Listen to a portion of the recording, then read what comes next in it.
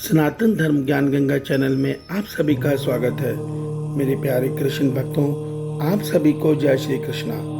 मेरे प्यारे कृष्ण भक्तों, आज हम श्रीमद् भगवद गीता से अध्याय 6 के श्लोक 40 को भगवान श्री कृष्ण जी की कृपा से सरल रूप में समझने का प्रयास करते हैं। जय श्री कृष्णा।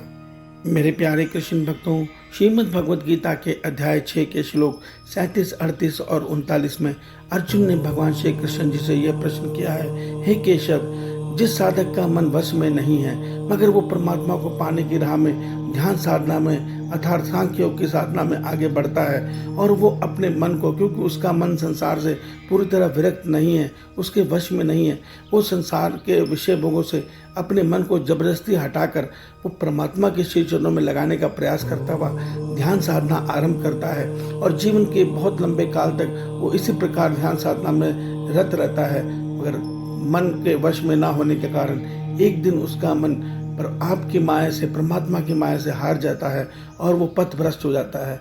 हे केशव, वो अपने जीवन के बहुत लंबे काल में परमात्मा को पाने के लिए ध्यान साधना कर चुका है मगर अब वो पथभ्रष्ट हो चुका है। ऐसे साधक की क्या गति होती है? क्या वो बादलों की भांति छिन्न भिन्न होकर दोबारा जन्म मरण चक्र में फंस जाता है?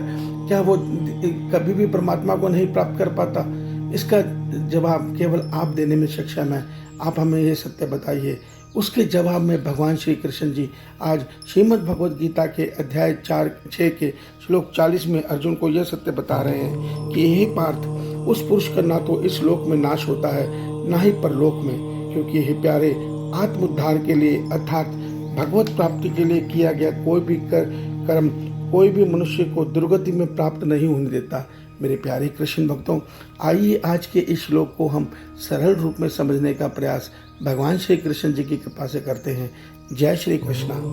मेरे प्यारे कृष्ण भक्तों, श्रीमद् भगवद गीता का ज्ञान और वेदों का ज्ञान हमें यह सत्य बताता है कि जब मनुष्य मन की कामना पूरी करने हेतु फल इच्छा से कर्म करता है या फल इच्छा से भक्ति करता है, तब ऐसे मनुष्य को उसके कर्म के बदले पुण्य फल मिलता है। उस पुण्य फल को से उसको संसार के सुख, वैभव, देवता वध सब प्राप्त होते हैं, मगर ये सारी चीज़ें भोग कर खत्म होने वाली हैं। अर्थात मनुष्य को इसके लिए जन्म मिलता है और उस जन्म में मनुष्य उस अपने किए पुण्य फल के सुख को भोगता है और वो जब पुण्य फल छीन हो जाते हैं तो मनुष्य से वो सुख से छीन लिया जाता है और मनुष्य दोबारा जन्म मरण चक्र में शुरू से नया सिरे से अपना नया जन्म आरंभ करता है। मगर भगवान आज के श्लोक में हमें यह सत्य बता रहे हैं कि जब कोई मनुष्य भगवत प्राप्ति की चाह में अर्थात निष्काम भाव में कर्म योग की साधना करता है या ज्ञान योग की साधना करता है, भले ही वो कुछ काल तक करे, तो ये कर्म खत्म नहीं होते। ऐसे मनुष्य दुर्गति से परे हो जाते हैं। दुर्गति का अर्थ यह होता है कि जब मनुष्य जन्म मरण चक्र में फंसा है, वो फल इच्छा से कर्म कर रहा है, तो उसको कर्म फल बंधन मिलता है और उस कर्म फल बंधन से उसको एक जन्म मिलता है। उस जन्म में जाकर मनुष्य अपने किए कर्म के सुख दुख को भोग कर दोबारा जन्म मरण चक्र में गिर जाता है।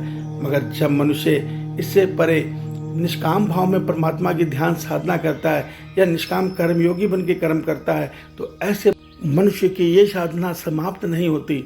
ये उस अगले जन्म में वहीं से आरंभ होती है जहाँ तक इस जन्म में खत्म हुई है। इसको आप इस प्रकार समझिए कि आप किसी तीर्थ यात्रा पर जा रहे हैं और सुबह आपने वो तीर्थ यात्रा आरंभ की है, शाम होते होते आप अपने गंतव्य तक नहीं पहुँच पाए, तो रात को आप रात्रि विश्राम के लिए रुक जाते हैं। मगर अगले दिन जब आपकी यात्रा आरंभ होती है तो वहीं से आरंभ होती है जहाँ से आपने यात्रा को खत्म किया था।